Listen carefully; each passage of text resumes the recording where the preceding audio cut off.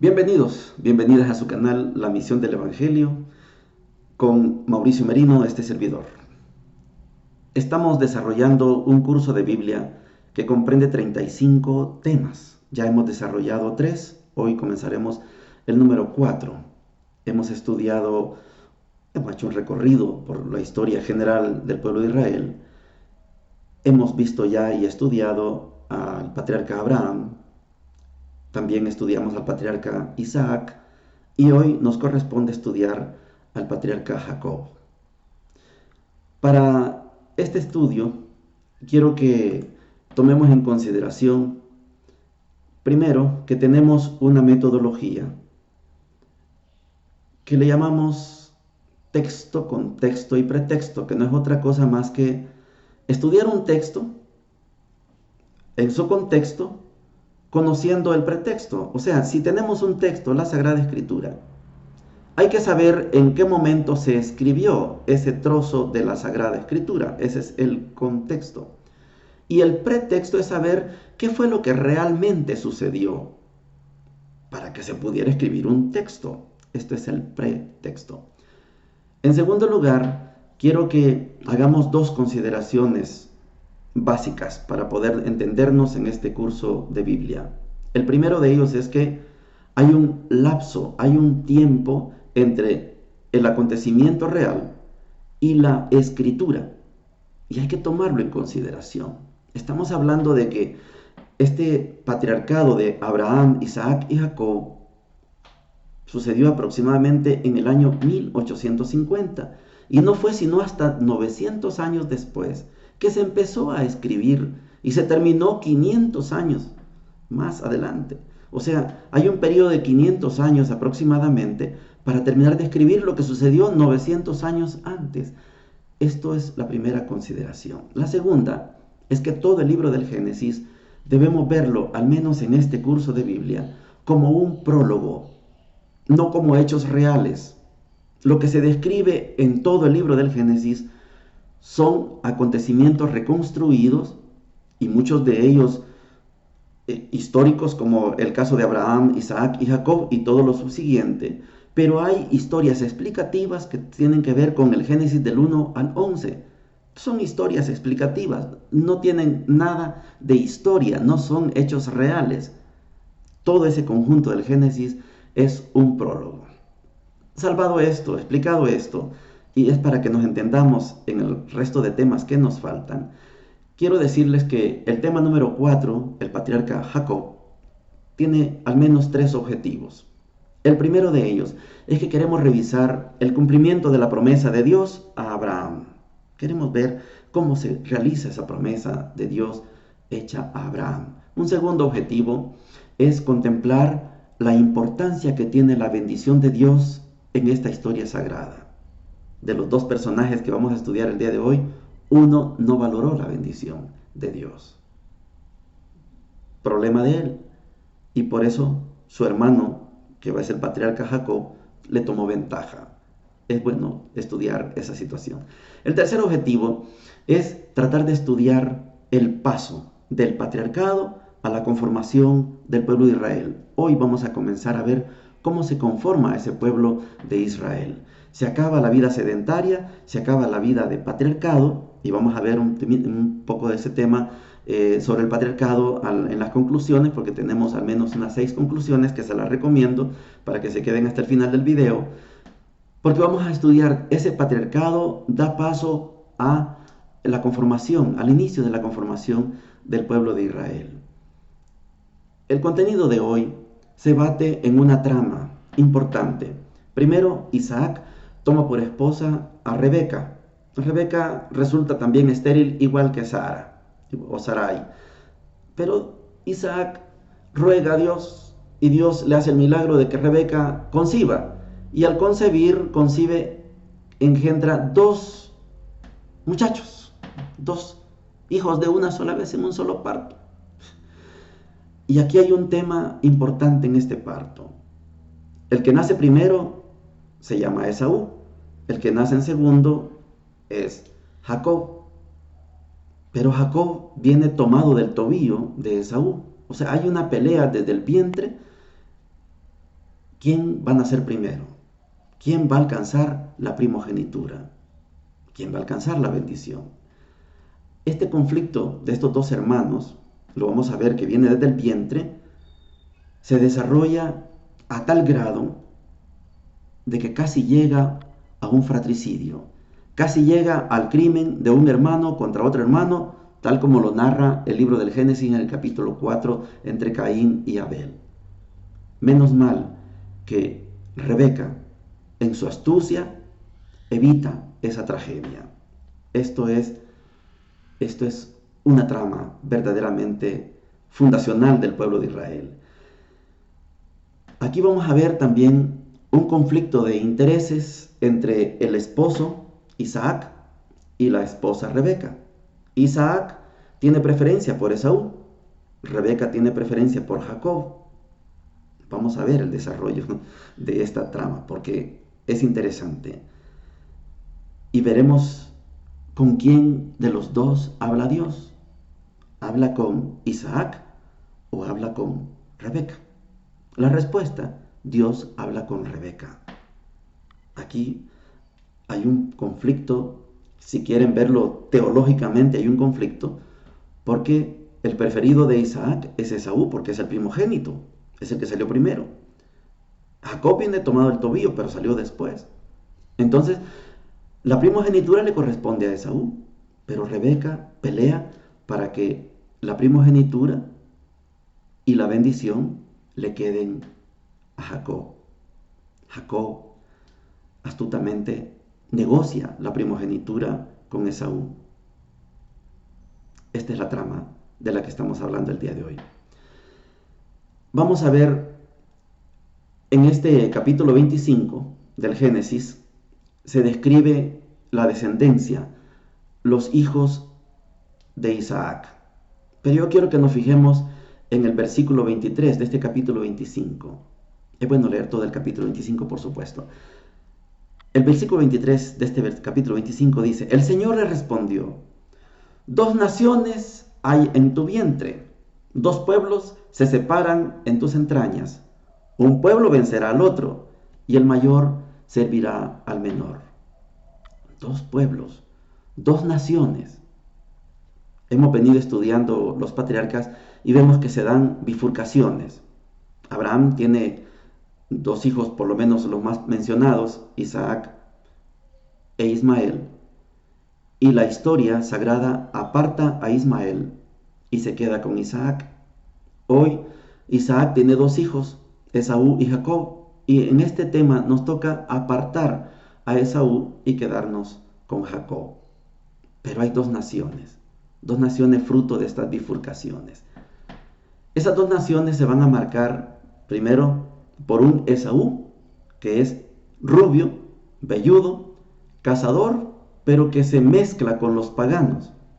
En este caso obtiene una esposa pagana, una esposa que no es de su tribu. Jacob, un agricultor, a lo mejor pastor, es otro tipo de persona y es hogareño. Y este se convierte finalmente en el modelo para el pueblo de Israel. De esto vamos a seguir hablando en este tema del patriarca Jacob. Primero, Jacob tiene que tomar una esposa y, aconsejado por su mamá Rebeca, le dice: vete a la tierra de tu tío Labán. Ahí vas a encontrar a tu esposa. O sea, se podían casar entre primos. Vete a la casa de tu tío Labán.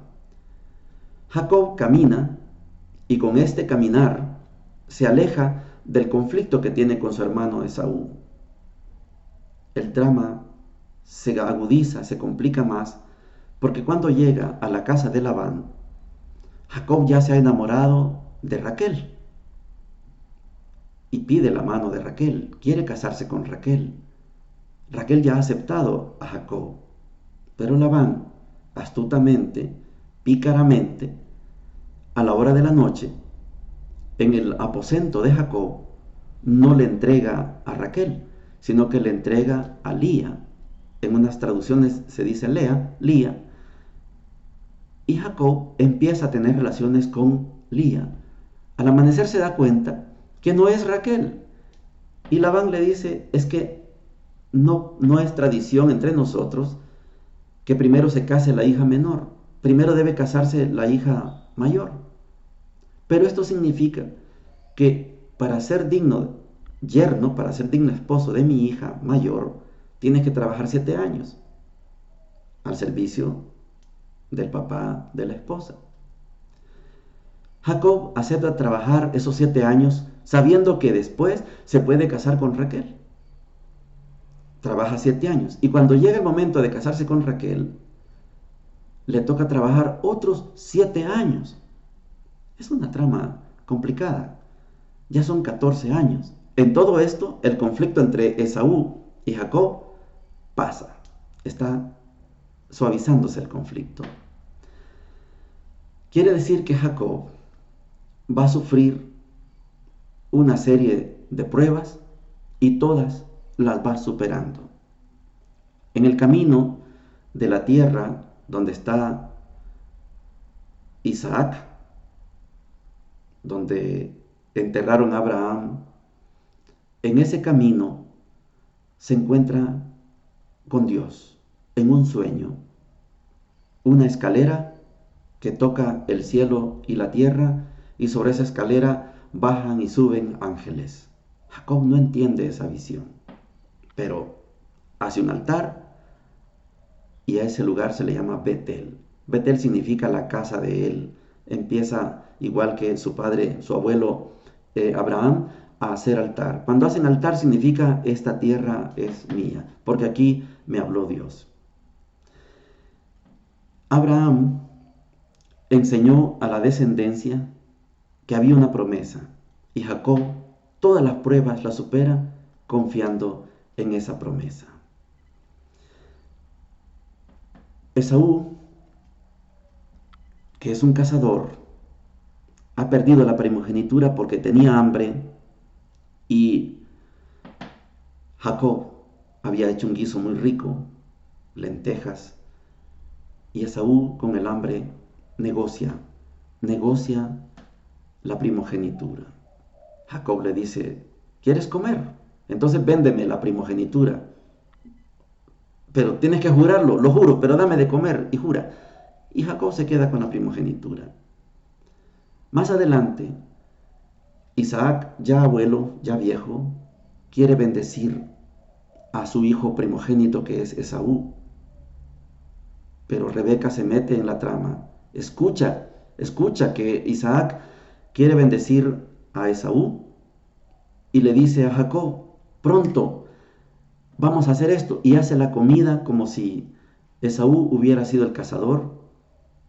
Y le dice, ponte la ropa, lo engañan a Isaac. Isaac le da la bendición a Jacob, pensando que se le daba a Esaú. Esaú se enoja y jura matarlo.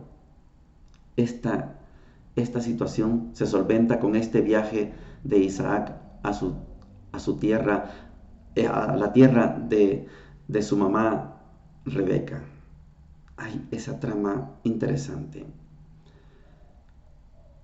Cuando Isaac supera todas esas pruebas, ya está listo para el regreso. Labán no lo quiere dejar regresar a la tierra donde está su papá Isaac, a la tierra prometida. No quiere. Jacob se escapa. Ya tiene buenas propiedades y Jacob se escapa. Muy bien.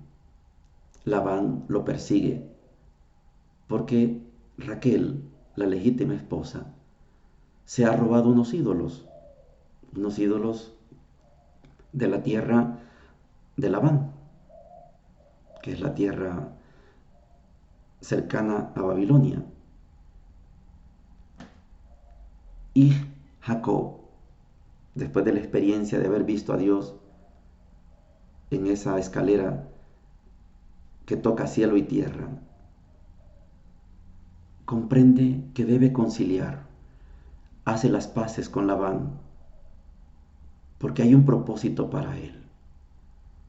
Labán se da por satisfecho y sigue su camino hacia la tierra prometida, hacia la tierra que después va a ser la tierra que va a pelear el pueblo de Israel. Ahí, en esa tierra, lo está esperando Esaú. Le sale con 400 hombres. El conflicto está latente. Puede venir una tragedia. Pero Jacob, ya inspirado por Dios, logra conciliar y su hermano Esaú hace las paces con Jacob. Se salva una tragedia. Quiero continuar con esta trama porque es importante saber cómo surgen esos famosos 12 hijos de Jacob, que van a ser los originarios de las 12 tribus de Israel. Vamos a meterle un poquito de juicio crítico a esta trama. Primero, Jacob, con quien tiene primero relaciones, no es con su esposa legítima Raquel, sino con Lía. Y con Lía va a tener de primero 4 hijos: Rubén, Simeón, Leví y Judá. Son 4.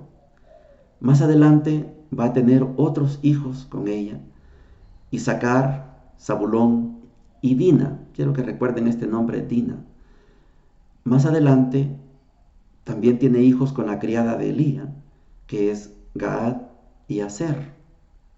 Y con Raquel logra tener por fin, después de esa esterilidad que también le pasa a Raquel, va a tener 2 hijos.